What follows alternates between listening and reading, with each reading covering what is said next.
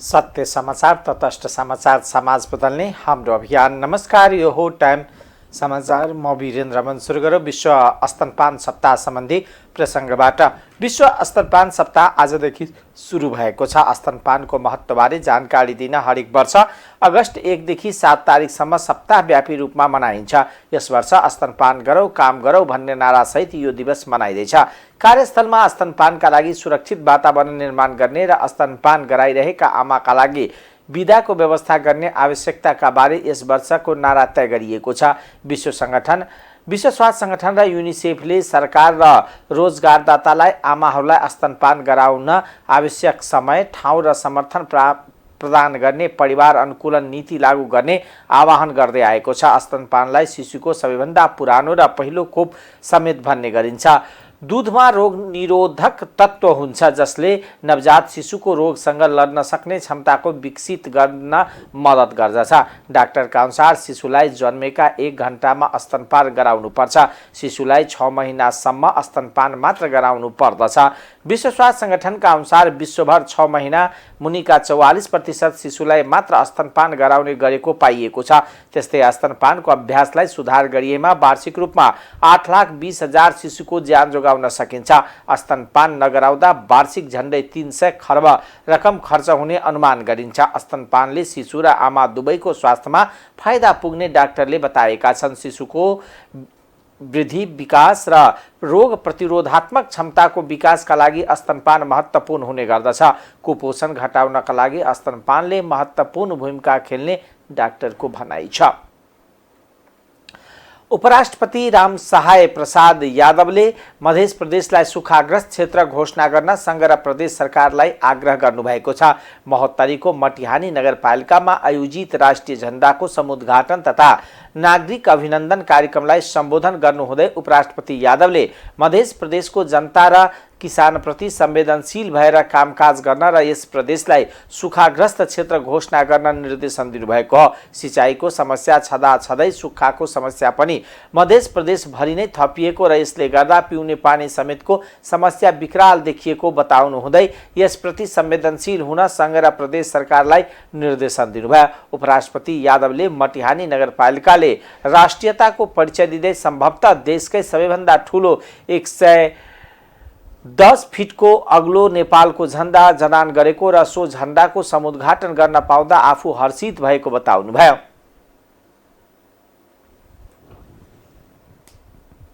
राजकीय संस्कृत प्रधान पाठशाला संघ सुशोभित एहि पवित्र भूमि में देश प्रेम, राष्ट्रभक्ति और राष्ट्रीयता के एकटा प्रतीक रहल नेपालक राष्ट्रध्वज सेहो एतहि थपनाई और पैघ गौरवक विषय अछि।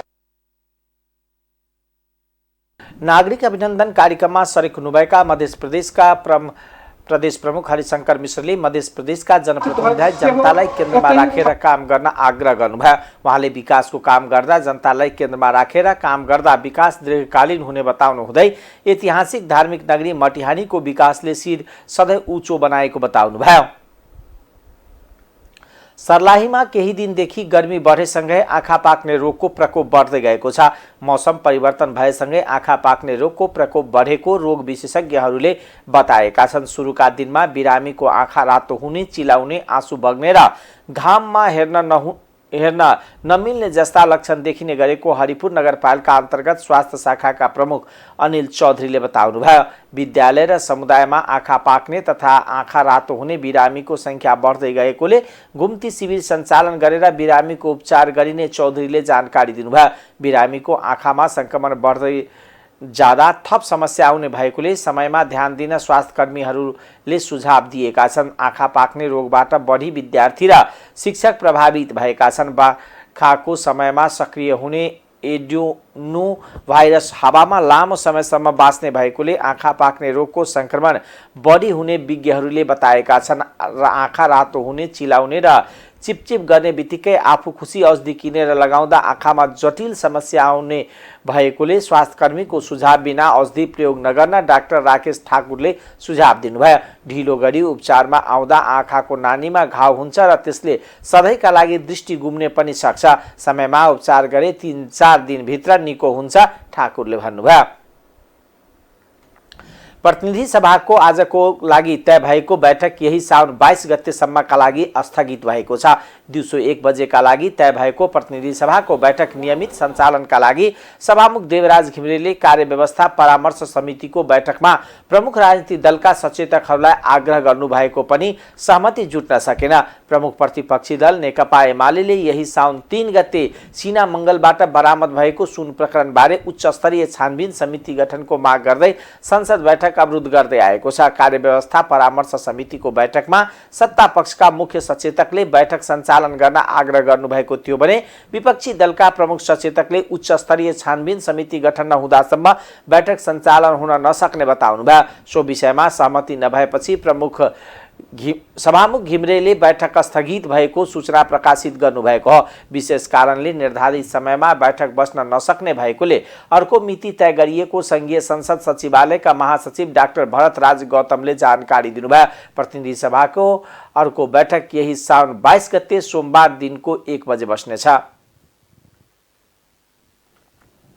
नेकपा एमालेका सचेतक महेश बर्तौलाले सरकारका कारण सदनको गतिरोध लम्बिएको आरोप लगाउनु भएको छ।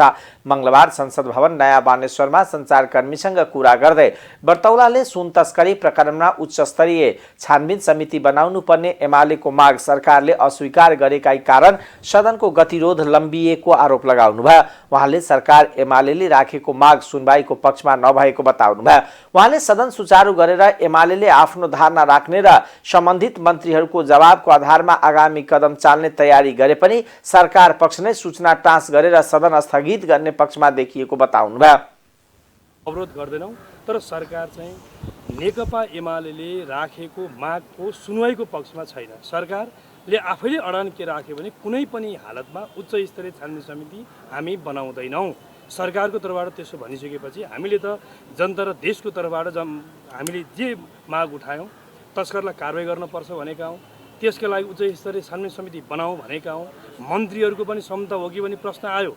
त्यसकारण उहाँहरू मातहतका एजेन्सीहरूले उहाँहरू स्वयंलाई अनुसन्धान र सोधपुछ गर्न सक्ने ताकत रहँदैन। त्यसकारण भनेर हामीले यदि विषय राखिसकेपछि अहिले हामी सभामुखलाई हामीले औपचारिक त्यही बैठकमा पनि भन्यो र पछाडि भेटेर पनि भन्यौं सदन अगाडि बढाउँ, हामी हाम्रो विषय राख्छौँ भन्यौं। अन्य कतिपय प्रधानमन्त्रीसँग पनि कतिपय विषय यहाँ अहिले हामी सुन्दैछौँ। प्रधानमन्त्रीलाई यी क्विन्टलका क्विन्टल सुनहरू आउँदैछन्, भित्रिँदैछन् भन्ने सूचना थियो भन्नेसम्मका विषयहरू आइरहेका छन्। यो त अनुसन्धान त कहाँसम्म पुग्छ?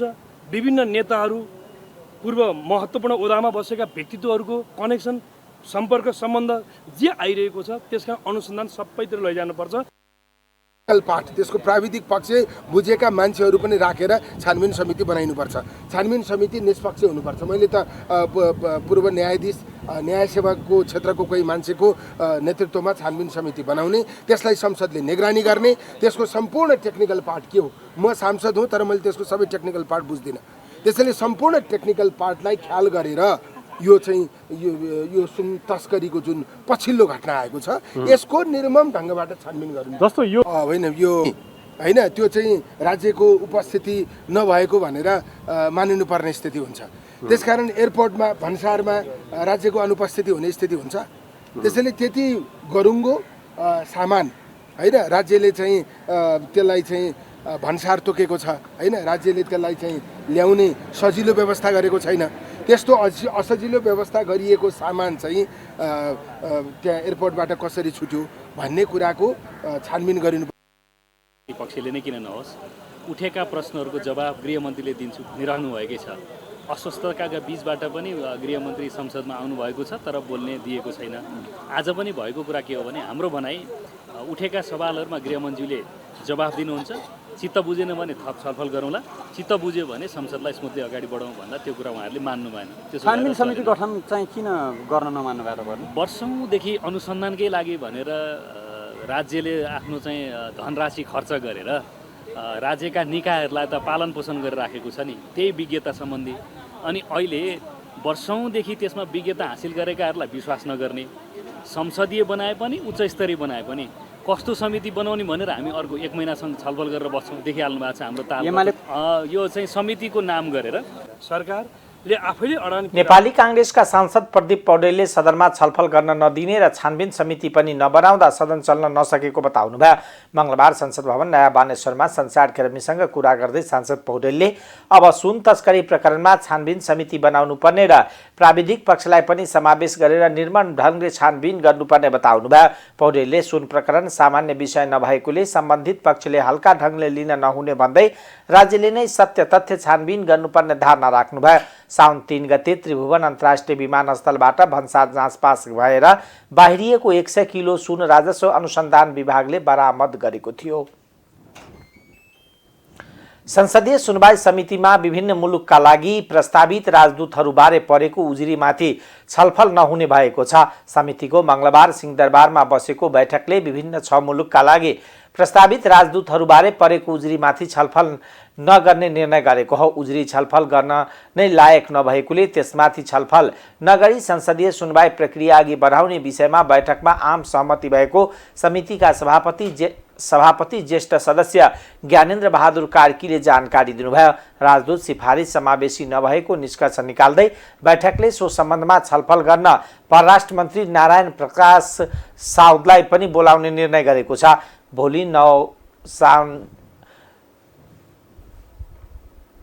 भोलि 17 गते बस्ने बैठकमा सो सम्बन्धमा छलफल गर्ने परराष्ट्र मन्त्री साउदलाई बोलाउने निर्णय गरिएको समितिका ज्येष्ठ सदस्य कार्कीले बताउनुभयो। सरकारले न्युयोर्क स्थित संयुक्त राष्ट्र संघको नेपाल नियोगमा आवासीय प्रतिनिधि तथा राजदूत लोकबहादुर थापा, जेनेवा स्थित संयुक्त राष्ट्र संघीय नियोगका आवासीय प्रतिनिधि रामप्रसाद सुवेदी, संयुक्त अरब इमिरेटका लागि राजदूत तेजबहादुर छेत्री, कुवेतका लागि राजदूतमा घनश्याम लम्साम, थाइल्यान्डका लागि धनबहादुर ओली र फ्रान्सका लागि राजदूतमा सुधीर भट्टराईको नाम प्रस्ताव गरेको थियो। त्यसलाई हामीले केवल छलफलको विषय र यो पत्र पत्रिकाको कन्जम्सनका लागि मात्रै हामीले गर्यौं भनेदेखि भोलि हाम्रो आन्तरिक एकता मजबुत भएर विकास र समृद्धिको बाटोमा हामी जान सक्दैनौँ। र जहाँसम्म व्यक्तिको स्वतन्त्रताको कुरा छ, यो अहिले एउटा व्यक्तिको मात्रै हामी कुरा गरिरहेका छैनौँ। हामी सेन्सरसिपमा जाने कि नजाने, सेन्सरसिपमा जाँदाखेरि त्यसको समाजलाई के असर हुन सक्दछ र हामीले छाडातन्त्रमा जाँदाखेरि त्यसले समाजलाई के प्रभाव पार्न सक्छ, या त हामी मान्य सदस्यहरूले जे भन्नुहुन्छ त्यही हामी निर्णय गरौँला। तर यो गम्भीर विषय छ। परराष्ट्र मन्त्रीजीलाई भोलि बोलाउनुहोस्, सचिवजी परराष्ट्र मन्त्रीजीको कुरा सुनौँ। त्यसपछि अब यहाँ मैले बुझेअनुसार है, मैले फरक छ भने फेरि भन्नु होला, अहिलेलाई यो उजुरीकर्तालाई उसको सब्सटेन्सियल कुरा नभएको हुनाले नबोलाउने भन्ने किसिमको एक किसिमको सहमति जस्तो मैले बुझेँ। तर यो नै नजिर बन्न सक्दैन, यो नै नजिर बन्न सक्दैन। हाललाई उहाँलाई नबोलाउने परराष्ट्र मन्त्रीजीलाई बोलाउने, त्यसपछि काम कारबाही हाम्रो अगाडि बढाउने। नभएको कारण हामीलाई थाहा छैन, निर्वाचन गर्नु भएन। त्यो महत्त्वपूर्ण विषय मलाई लागेको उजुरीमा। र एउटा उजुरी मान्यजीहरूले भन्नुभएको थियो, यो उजुरी मलाई के लाग्यो भने अहिले भएका छन् हाम्रो 6 जना, अरू थप 6 जना, यो 6 जनाको नाममा अरू 6 जना भयो भने यही उजुरी आउँथ्यो भन्ने मैले बुझेँ। यी नाम होइन कि अरू कुनै नाम भयो भने यही आउँथ्यो जस्तो लाग्यो उजुरीको लेखाइबाट। त्यस कारण यस्तो उजुरी बारेमा हामीले छलफल गर्न आवश्यक छैन। यसमा एउटा कुरा छ समावेशका कुरा, त्यो अरूमा पनि छ, सम्बन्धित निकाय हामीले गर्नुपर्ला। तर यस्तो उजुरी अब कुनै पनि 6 जना आउँदाखेरि यही उजुरी आउने हो भने लोकतन्त्र भनेको मनपरी तन्त्र पनि होइन। लोकतन्त्र भनेको विधिको कुरा हो, मूल्य मान्यताको कुरा पनि हो। मूल्य मान्यताभित्र विधिभित्र रहेर सबै गर्नुपर्छ, भइ पनि राखेका छ। तर मनपरी तन्त्रलाई पनि स्थापित गर्नु हुँदैन भन्ने मेरो राय। बेनामी जति पनि उजुरी आउँछन् नि, यो बेनामी उजुरीलाई धेरै महत्त्व दिनुपर्छ भन्ने मलाई चाहिँ लाग्दैन। उजुरी दिने मान्छेले हिम्मत गर्नु पर्यो, आफ्नो नाम ठेगाना के हो त्यो लेखेर एउटा उजुरी दिनु पर्यो। एटलिस्ट त्यस्तो उजुरी उप छलफल गरौँ। होइन भने बेनामी सबै कर्मचारीको तर्फबाट भनेर लेखेको छ एउटा भर्खरै हेर्दैछु है मैले है सबै कर्मचारी भने को हो कति त्यो यथार्थको उसमा छ भन्ने कुराहरू हो। त्यसो भएको हुनाले कतिमा पनि प्रश्न चाहिँ उजुरीकर्ता को हो त्यो खुलेको हुने र उजुरी दिँदाखेरि न्यूनतम तथ्यहरू न्यूनतम आधारहरू समेत उल्लेख गरेर आएका उजुरीहरू उप चाहिँ छलफल गरौँ, अन्यथा चाहिँ के हुन्छ भनेदेखि यो आग्रह। संसदीय सुनवाई समितिले उनीहरूमाथिको सुनवाई प्रक्रिया सुरु गर्नका लागि यसअघिको बैठकमा उजुरी आह्वानका लागि 10 दिने सूचना जारी गरेको थियो। तर उजुरीमाथि छलफल नगर्ने भएपछि अब उनीहरूको सुनवाईको प्रक्रिया समितिमा सुरु हुन्छ। संसदीय सुनवाई समितिले प्रस्तावित राजदूतहरूको नाम अनुमोदन गरेपछि राष्ट्रपतिले उनीहरूलाई नियुक्ति गर्ने संवैधानिक व्यवस्था छ। भौतिक पूर्वाधार तथा यातायात मन्त्री प्रकाश ज्वालाले आफ्नो मन्त्रालय एक्लै काठमाडौँका वर्षातका कारण हुने विपद व्यवस्थापन गर्न नसक्ने बताउनु भएको छ। मंगलबार संघीय संसद प्रतिनिधि सभा अन्तर्गतको पूर्वाधार विकास समितिको बैठकमा बोल्दै मन्त्री ज्वालाले सो स्पष्टीकरण दिनुभएको हो। बैठकमा सांसदहरूले गत श्रावण 7 गते सामाखुसी खोलामा बाढीमा परि एक बालक बेपत्ता भएको घटनाबाट पाठ सिकेर त्यस क्षेत्रमा फेरि यस्तो घटना हुन नदिने गरी ढल सहितको आवश्यक व्यवस्था मिलाउन सरकारसँग माग गरेका थिए। जवाबमा मन्त्री ज्वालाले ती समस्या समाधानका लागि सम्बन्धित मन्त्रालयहरू बीच छलफल गरेर मात्रै अघि बढ्न सकिने बताउनुभयो। उहाँले आफ्नो मन्त्रालयको क्षेत्राधिकारभित्र नपर्ने विषयमा एक्लै समस्याको समाधान गरेर अघि बढ्ने भन्ने कुरा हुनै नसक्ने जिकिर गर्नुभयो। मन्त्री ज्वालाले आफ्नो मन्त्रालयसँग सम्बन्धित पुल सडक लगायतको समस्याबाट कुनै पनि खालको क्षति नहोस् भन्ने कुरामा भने आफ्नो मन्त्रालय सचेत रहेको बताउनुभयो। बालक खोलाले बगाएर उसको चाहिँ मृत्यु हुने भनेको दुःखद कुरा हो। म चाहिँ दुःख व्यक्त गर्न चाहन्छु। तर त्यो कलबाट पनि हाम्रो मन्त्रालयसँग सम्बन्धित छैन। त्यसैले सडक कलबाट खोलो हामीसँग रिलेटेड हाम्रो मन्त्रालयसँग विषयगत रूपमा जोडिँदैन। तर पनि यो दुःखद घटना हो। हामी त्यसमा दुःख व्यक्त गर्न चाहन्छौँ। उपायहरू के हुन् भन्ने विषयमा र अब पूर्वाधार क्षेत्रमा काम गर्दाखेरि अब हाम्रो मन्त्रालयको विषयको कुरा गर्दा अथवा क्षेत्राधिकारको कुरा गर्दाखेरि राजमार्गहरू र राजमार्गका पुलहरू लगायतका चाहिँ ठाउँहरूमा निर्माण कार्य गर्दाखेरि अथवा मर्मत सम्भार गर्दाखेरि त्यो चाहिँ अलि जनतालाई दुःख नपर्ने अप्ठ्यारो नपर्ने उनीहरूलाई क्षति नहुने र वातावरण नबिग्रिने गरी गर्ने क्रममा हाम्रो मन्त्रालय हामी सचेत छौँ। रिलेटेड सबै मन्त्रालय बोलाउँ, गृह पनि तपाईँको समितिले बोलाउन सक्छ। किनभने मान्छे चाहिँ बेपत्ता भएको छ होइन। अब विधान आयोगमा बेपत्ता भएको कुराप्रति दुःख व्यक्त गर्नु मेरो व्यक्तिगत तर्फबाट, मन्त्रालयको तर्फबाट, सरकारको तर्फबाट यो चाहिँ दुःख व्यक्त गरियो होइन। हामी दुःखी छौँ, हुनु नपर्ने घटना भयो। यस्ता घटना अन्यत्र पनि भएका छन्, त्यसप्रति पनि हामी दुःखी छौँ।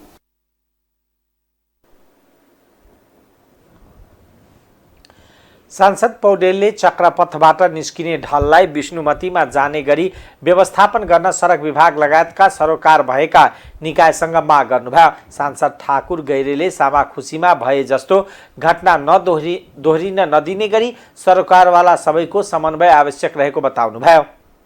सामाखुसी खोलासम्म त्यसको मुखसम्म त्यो ढालको काम विस्तार गर्न सकियो भने र सडकमाथिबाट आउने पानी चाहिँ त्यो ढाल मार्फत विष्णुमतीमा पुर्याउने व्यवस्था भयो भने त्यो सामाखुसी खोलामा जाने 40% पानी मेरो अनुमान है त्यो घट्छ। त्यसो चाहिँ 9 दिन भयो।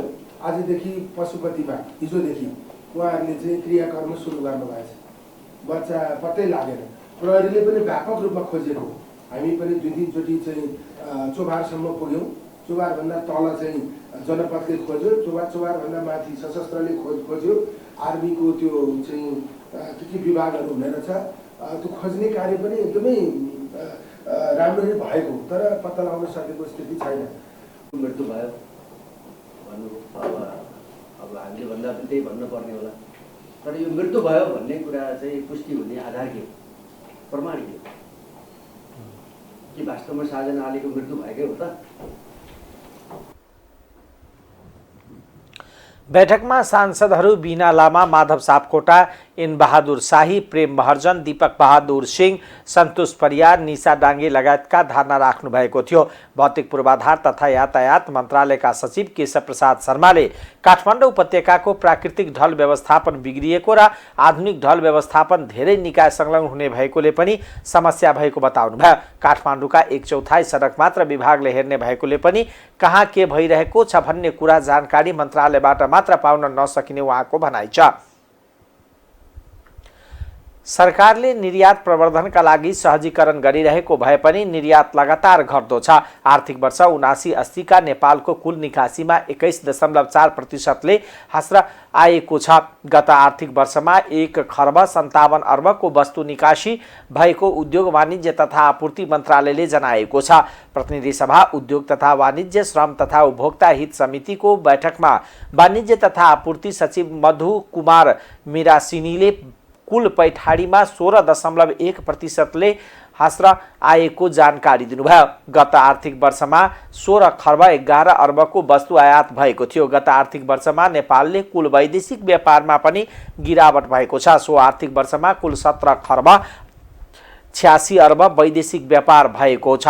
यो अघिल्लो वर्षको सोही अवधिको तुलनामा 16.6%ले कमी हो। आर्थिक वर्ष 78-79 मा निकासी पैठारी व्यापारको अनुपात 1.96 मा रहेको आर्थिक वर्षमा सो अनुपात 1.10 मा पुगेको सचिव मिरासेनीले जानकारी दिनुभयो। त्यो व्यापार घाटा न्यूनीकरण गर्नको लागि एउटा राष्ट्रिय कार्ययोजना 2080 नेपाल सरकार मन्त्रीपरिषद विधि 79/12/28 को अनुसार यो स्वीकृत भइसकेर व्यापार घाटा रणनीति चाहिँ अहिले कार्यान्वयनको चरणमा रहेको छ।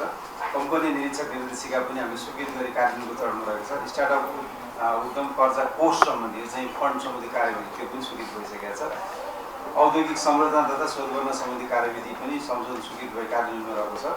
औद्योगिक तथा लगानी परिवर्तन कोष कार्यविधिको मसौदा तयार गरी राज्य समितिलाई अर्थ मन्त्रालयमा पठाएको छ। निर्यातमा अनुदान जुन क्यास इन्सेन्टिभ हामीले पठाउँछौँ त्यो पनि हामीले कार्यविधि रिभाइज गरेर अहिले त्यो अपरेसनमा आइ नै सकेको छ। त्यसलाई 6 महिनामा चाहिँ फेरि चाहिँ हेर्ने कन्टेक्स्ट अनुसार हेर्ने भनेर अहिले एउटा समिति हामीले गठन गरिसकेका छौँ। त्यसलाई फेरि परिमार्जन गर्नुपर्छ भन्ने माननीय मन्त्री स्तरको निर्णयबाट त्यो समितिले अहिले काम गरिरहेछ। अनि यो प्रधानमन्त्री नेपाली उत्पादन तथा उपभोग अभिवृद्धि कार्यक्रम कार्यान्वयन कार्यविधि 2080 को पनि मसौदा तयार गरेर हामीले चाहिँ अर्थ मन्त्रालयमा पठाइसकेका छौँ। 79-80 को हामीलाई आएको प्रारम्भिक तथ्याङ्क अनुसार चाहिँ यसपालि जम्मा 1768 अरबको हाम्रो वैदेशिक व्यापार भएको छ। त्यसमा चाहिँ यो व्यापार अघिल्लो वर्षको सोही अवधिको तुलनामा 16.6%ले कमी हो। कुल व्यापारमा निकासी तथा पैठारीको योगदान 8.9% निकासी र 91% चाहिँ पैठारी छ। हामी एकदमै इम्पोर्ट डिपेन्डेन्ट छौँ। यो समीक्षा अवधिमा नेपालको कुल निकासीमा 21.4% ह्रास आएको छ। आएर रु 157 अरबको निकासी भएको छ भने र कुल पैठारीमा 16.1% ह्रास आएर रु 1611 अरबमा झरेको छ।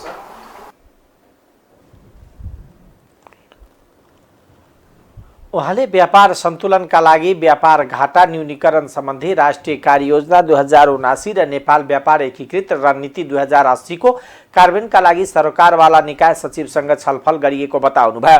उद्योग मन्त्रीको अध्यक्षतामा बोर्ड अफ ट्रेडको बैठक सम्पन्न भई नेपालको निर्यात व्यापार प्रवर्धनका सम्बन्धमा महत्त्वपूर्ण निर्णय भएको उहाँले जानकारी दिनुभयो। नेकपा एकीकृत समाजवादी पार्टीका अध्यक्ष माधव कुमार नेपालले इमान्दारिताबाट मात्रै देशको सफलता प्राप्त गर्ने बताउनु भएको छ। मंगलबार काठमाडौँमा आयोजित एक कार्यक्रममा पार्टी अध्यक्ष नेपालले सबै नेताहरू बन्नुपर्ने जति इमान्दार बन्न नसकेको उहाँले बताउनुभयो। उहाँले देश बनाउने भावना जागृत भए मात्र देश विकास हुने बताउनुभयो। उहाँले आफूलाई केन्द्रबिन्दुमा राखेर अघि बढ्न खोज्दा देशको विकास नभएको बताउनुभयो। नेपालले कुनै पनि कार्य गर्न इमान्दारिता मुख्य कुरा रहेको भन्दै सबै व्यक्ति आफूप्रति इमान्दार हुनुपर्ने बताउनुभयो। धेरै समस्याहरूमध्ये पहिलो समस्या के हो भने हामी सबै बन्नुपर्ने जति इमान्दार बनेका छैनौँ। हामी देश बनाउने भावनाले ओतप्रोत बनेका छैनौँ। हामी आफूलाई केन्द्रबिन्दुमा राख्ने गरेका छौँ। देशलाई, जनतालाई केन्द्रबिन्दुमा राखेका छैनौँ। देशलाई केन्द्रबिन्दुमा राख्यौँ भने, देशको हितलाई केन्द्रबिन्दुमा राख्नुभयो भने देशमाथि कुनै आँच आयो भने, राष्ट्रमाथि कुनै आँच आयो भने नेपाली हाम्रो स्वतन्त्रतामा, स्वाधीनतामा, सार्वभौम सत्तामा, हाम्रो सम्मानमा कुनै किसिमले ठेस लाग्ने काम भयो भने नेपालीहरूलाई त्यो स्वीकार हुँदैन। कोलाई विभिन्न हिसाबले गरिब भनेर हेला गर्ने, दलित भनेर हेला गर्ने, विपन्न भनेर हेला गर्ने यस्तो प्रवृत्ति भयो भने त्यो देशले प्रगति गर्न सक्दैन। त्यस हुनाले हाम्रो देशको संविधान धेरै ठुलो मेहनत गरेर हामीले बनायौँ। त्यो संविधानमा अधिकारहरू हामीले थुप्रै दिएका छौँ, थुप्रै लेखिएको छ नेपालको संविधानमा। संसारको अरू देशको संविधान हेर्नुहोस् र हाम्रो देशको संविधानलाई तुलना गरेर पढ्नुहोस्, तपाईँ पाउनुहुन्छ संविधानमा लेखिएका कुरामा कमी छैन। कमी छ भने लागू गर्ने कुरामा। नेपालले संविधान अधिकारहरू थुप्रै दिए पनि लागू हुने कुरामा कमी देखिएको बताउनुभयो। विभिन्न माग राख्दै आन्दोलनरत निर्माण व्यवसायीहरूले डोजरसहित बालवाटारमा प्रदर्शन गरेका छन्। निर्माण कार्यको भुक्तानी हुनुपर्ने सबै आयोजनाहरूको एकमुष्ट म्याद थप गर्नुपर्ने लगायतका 9 बुँदे माग राख्दै नेपाल निर्माण व्यवसायी महासंघले मंगलबार प्रधानमन्त्री निवास बालवाटारमा डोजरसहित प्रदर्शन गरेका हुन्। अत्याधिक र अप्रत्याशित रूपले भएको मूल्य वृद्धिलाई सम्बोधन हुने गरी मूल्य समायोजन गर्नुपर्ने, अन्योलग्रस्त र बजेट नभई काम हुन नसक्ने रुग्ण आयोजनाहरू एवं काबू बाहिरका निर्माण कार्य सविस्तारको आधारमा अन्त्य गर्नुपर्ने महाशाखाको माग छ। उपभोक्ता समितिबाट निर्माण कार्य गर्ने व्यवस्था खारिज गर्नुपर्ने र पूर्वाधारसँग सम्बन्धित सार्वजनिक खरिद ऐन नियम व्यवसाय मैत्री हुनुपर्ने उनीहरूको माग छ। यसअघि सोमबार पनि उनीहरूले बालवाटारमा विरोध प्रदर्शन गरेका थिए। लागू गर सम्पूर्ण निर्माण व्यवसायी एक हौ गुणवत्ताबाट गराउने निर्माण कार्य। ढिला सुस्तीका कारण विकास आयोजना अल्पत्र बन्ने र समयमा पूरा नहुने समस्या बढिरहेको अवस्थामा 20 महिनाको ठेक्का अवधि भएको म्याग्दीको एउटा आयोजना निर्माणको काम 4 महिनामै पूरा भएको छ। ऊर्जा जलस्रोत तथा सिंचाई मन्त्रालय अन्तर्गतको रूपाताल संरक्षण एकीकृत विकास परियोजनाले सञ्चालन गरेको म्याग्दीको बेनी नगरपालिका 2 को भस्केको काटान र पहिरो नियन्त्रण योजना लक्ष्यभन्दा 16 महिना अगाडि सम्पन्न भएको हो। भसे पहिरो र म्याग्दी नदी काटान नियन्त्रणका लागि कम्पोजिट पर्खाल निर्माण गर्न हिमालय कन्स्ट्रक्सनले गत फागुनमा 2 करोड 60 लाखमा ठेक्का सम्झौता गरेको थियो। गत आर्थिक वर्ष 79-80 में बेनी बजार संरक्षण कार्यक्रम अंतर्गत ठेक्का सम्झौता भएको 7वटा आयोजना मध्ये भसेमा 81.5 मिटर लामो पर्खाल निर्माण गर्ने काम 4 महिनामा सकिएको र अन्यको 25 देखि 75% प्रगति भएको परियोजनाले जनाएको छ। यो वर्ष हामीले 7वटा प्याकेजको ठेक्का निकालिएको थियो अनि त्यसमध्येमा 7वटा मध्येमा हाम्रो एउटा चाहिँ कम्प्लिटेड भइसकेको काम सम्पन्न नै भयो। बाँकी 6वटा काममा चाहिँ कुनै 25% र कुनै चाहिँ 75% सम्म प्रगति भएको अवस्था छ र आगामी आर्थिक वर्ष 80-81 मा चाहिँ यी सम्पूर्ण कामहरू चाहिँ हामीले कम्प्लिट गर्ने लक्ष्य राखेको। परियोजना मार्फत म्याग्दीको सदरमुकाम बेनी र आसपासका क्षेत्रमा कटान र बाढी नियन्त्रण गर्न गत वर्ष करिब 50 करोडमा ठेक्का सम्झौता भएको थियो। काली गण्डकीको म्याग्दी नदीको दोभानमा अवस्थित बेनी बजार कटान र बाढी नियन्त्रण गर्न 5 वर्षता परियोजना मार्फत संरचना निर्माणको काम भइरहेको छ। बेनीलाई सरकारले नदी कटानका हिसाबले जोखिमयुक्त जिल्ला सदरमुकामको सूचीमा राखेको छ। नवजात शिशुलाई सास फेर्न समस्या भएपछि सभाको 5 खल नगरपालिका 7 खड्का गाउँकी 26 वर्षीय गीता थापालाई हेलिकप्टरबाट उद्धार गरिएको छ। जिल्ला अस्पतालमा शल्यक्रियाबाट सुत्केरी गराइएपछि नवजात शिशुलाई अक्सिजनको कमी भएको चिकित्सकले बताएका छन्। बच्चा र आमाको थप उपचारका लागि सेनाको हेलिकप्टरबाट कान्ति बाल अस्पताल लगिएको हो। दुर्गम क्षेत्रका ज्यान जोखिममा परेका गर्भवती तथा सुत्केरी महिलाका लागि राष्ट्रपति महिला उत्थान कार्यक्रमले सहयोग गर्दै आएको छ। अब आर्थिक समाचार।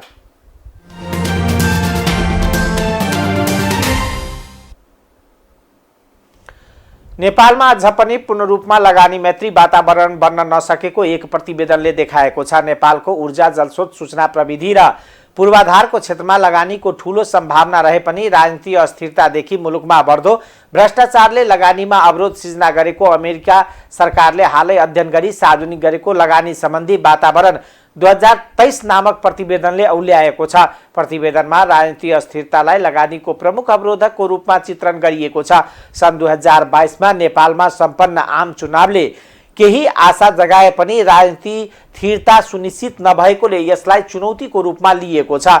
त्यसले बाह्य र आन्तरिक लगानी दुवैमा चुनौती थपेको उल्लेख गर्दै प्रतिवेदनमा भनिएको छ। नेपालका सत्तारूढ दलहरूले पछिल्ला वर्षहरू सुशासनका सट्टा आन्तरिक सत्ता सङ्घर्षमा बिताएका छन्। यसले लगानीमा चुनौती थपेको छ। यस्तै व्यापक भ्रष्टाचारले समेत लगानी प्रभावित पार्न सक्ने खतरा अमेरिकी प्रतिवेदनले औल्याएको छ। भ्रष्टाचार सहितको कारणले काम गर्न कठिन देखिएको अमेरिका र अरू विदेशी कम्पनीहरूले प्रतिक्रिया दिएको प्रतिवेदनमा उल्लेख छ। ट्रान्सपरेन्सी इन्टरनेसनलको प्रतिवेदनले नेपाललाई उच्च भ्रष्टाचार हुने देशको सूचीमा राखेको भन्दै प्रतिवेदनमा करार वा सरकारी ठेक्कापट्टामा स्वार्थको द्वन्द्व रोक्न कानुन हालसम्म नहुनुलाई चिन्ताको विषय भनिएको छ। राजनीति र प्रशासनिक तहमा अन्तर्राष्ट्रिय व्यापार मापदण्ड अभ्यासबारे जानकारी कम भएको विषय पनि समेटिएको उक्त प्रतिवेदनले न्यायपालिकामा राजनीतिकरण भएको भन्दै सार्वजनिक र सञ्चार वृत्तबाट आलोचना गर्ने उल्लेख गरिएको छ।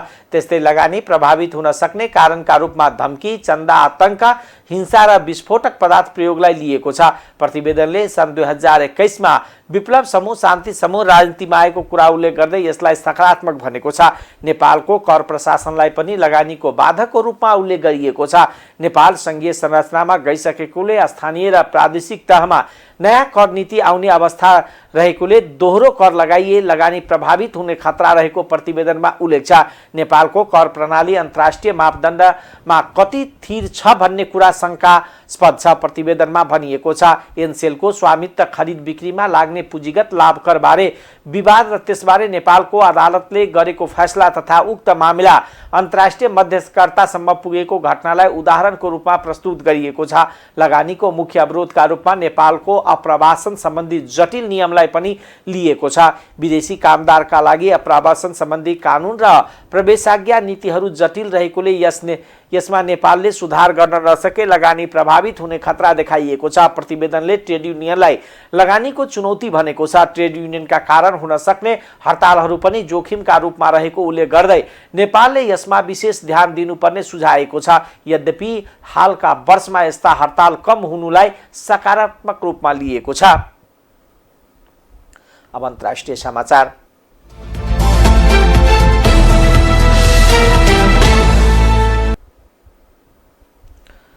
भारतको महाराष्ट्र स्थित ठाणे जिल्लामा मर्डर मिसन खस्दा 16 जना मजदुरको मृत्यु भएको छ। सोमबार अबेर राति भएको उक्त दुर्घटनामा अन्य 3 जना घाइते भएको भारतीय सञ्चार माध्यमहरूले जनाएका छन्। ठाणे जिल्लाको शाहपुर नजिक सारलाम्बेमा समृद्ध एक्सप्रेस हाइवेमा पुल निर्माणको क्रममा एक गार्डर मेसिन खस्दा उक्त दुर्घटना भएको हो। पुल बनाउन तथा ठूलो भवनको चौखटका लागि फलाम वा स्टिलको बीम वा मिश्रित संरचनालाई गार्ड भनिन्छ।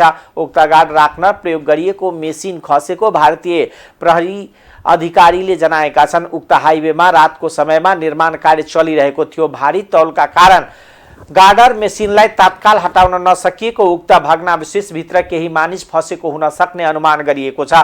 दुर्घटनास्थलमा उद्धार तथा खोजी कार्य जारी रहेको छ। 701 किलोमिटर लामो यो हाइवेले मुम्बई र नागपुरलाई जोड्छ। 3 चरणमा निर्माण भइरहेको उक्त हाइवेको तेस्रो चरणको काम हाल ठाणे जिल्लामा भइरहेको हो। टाइम्स समाचार अहिलेको लागि यति नै। हेर्दै गर्नुहोला टाइम्स टेलिभिजन। नमस्कार।